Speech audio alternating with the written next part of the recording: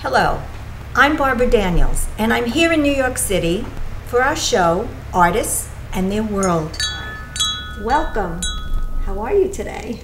Very well, thank you, and thank you, Barbara, for coming to our studio. I'm in awe of the talent that is right before me. How did you start this professional career of yours?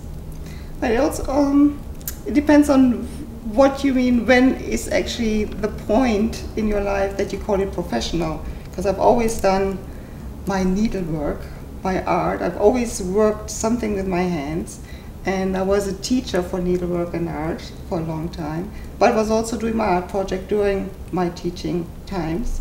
And then at some point I decided, well, teaching, that's not it for me, and I just left teaching and I decided this is what I do. I just go and do my artwork. When you were a little girl, did you have anybody in your family teach you how to do your needlepoint? I learned everything from my mother. My mother was a tailor, and she taught me how to do any needlework, stitching, crocheting, knitting, everything. I learned it all from my mother. I learned it at a very early age. I was maybe 6 years old. I would do everything for my dolls, anything for them, right? And then as I grew older, my mother taught me how to do my own clothes, how to sew my own clothes. So I did that when I was a teenager. I would sew all my clothes myself. So. Wow. Saved a lot of money? Certainly, yeah. Would you point back to some artists, perhaps, in your past that influenced your work? I think I'm really very much influenced by the teacher I had when I was going through teacher training and did my BA in art and textile. My textile teacher, Martel Wiegand, she was absolutely fabulous. That was in Essen in Germany, at the University of Essen in Germany. And she was a local, not really, artist in Düsseldorf, Karst. She was very well known in the area. And she's someone, she always worked with fibers, with textiles. And she was so imaginative, and it was just such a joy to see the way she handled it. So I think I learned a lot from her.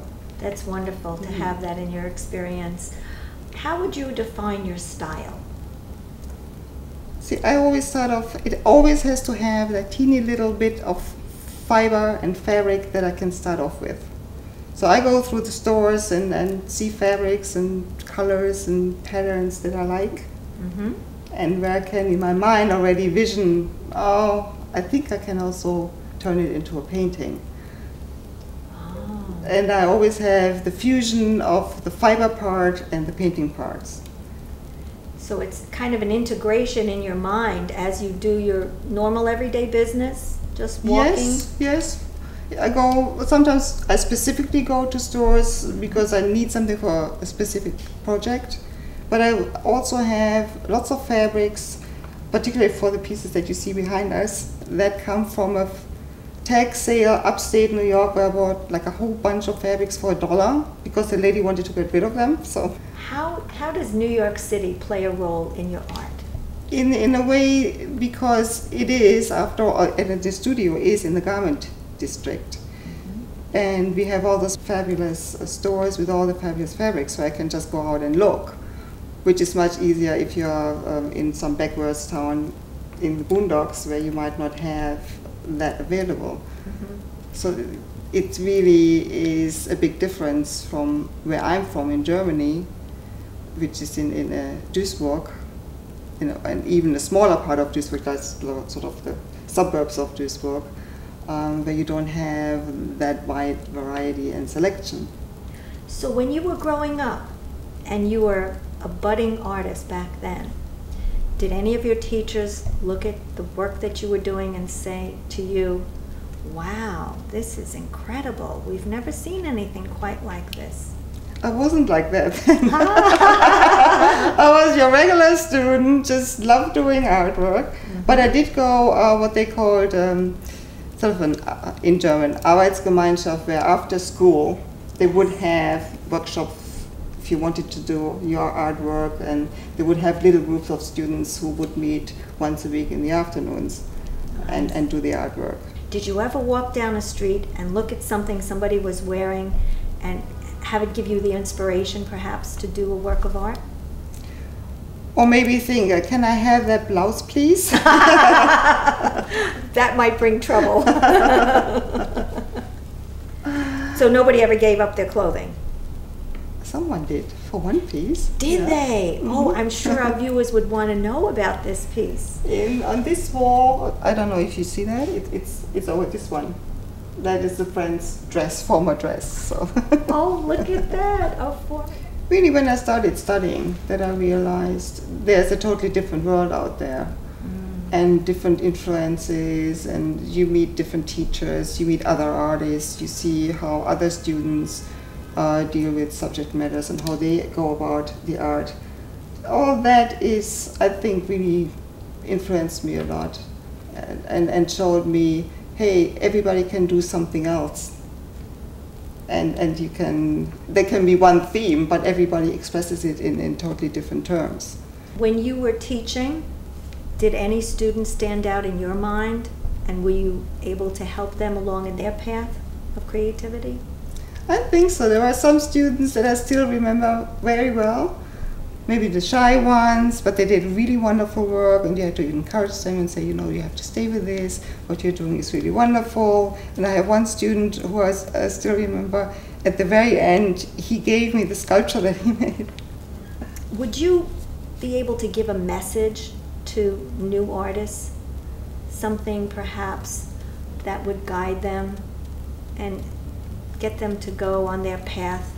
Really, you have to find for yourself what you really want to do, not what someone else wants you to do, and not what the fashion is, and not what is out there right now. You have to be really yourself, believe in yourself, and believe in what you do, and if you stick to that, you will really get someplace. How would you define this style of yours? It seems to take so many twists and turns, it's marvelous.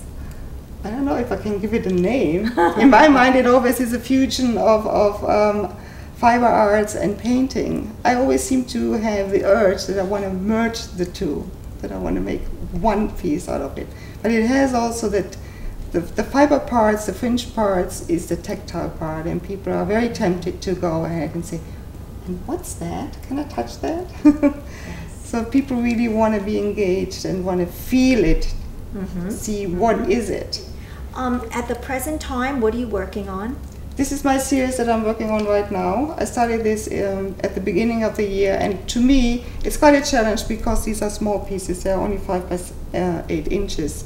Usually I have much larger works, 90 inches by 24 inches wide, work like that. So working on the smaller scale is a challenge in itself for me. And the idea is I want to do at least 50. And some of them come from the same fabric. I call the series Infinite Possibilities because I think I can go on forever making these pieces. And even if they would come from the same pattern, from the same fabric, the same design, the variations on this theme can be infinite. So I'm looking forward to just go on and see what other pieces I can make of them. Infinite possibilities. Wonderful. Are you going to be participating in any venues overseas? I've been working on something that was supposed to happen next year, but there have been some difficulties, so it looks like maybe not. But I have also made connection again with an old-time school buddy of mine, who is also an artist, and actually she's the one I went to those after-school classes together. And she divides her time between Hamburg and Australia, and we decided we want to see if we find a venue together that we can actually show together. So we're working on that. So something will happen overseas. And with your positive outlook and infinite possibilities, I think it's going to be a sure win. Thank you so much for joining us today. And the viewing audience is going to get a really wonderful look at the many and varied pieces that you've done. Thank you so much. Thank you. Thanks.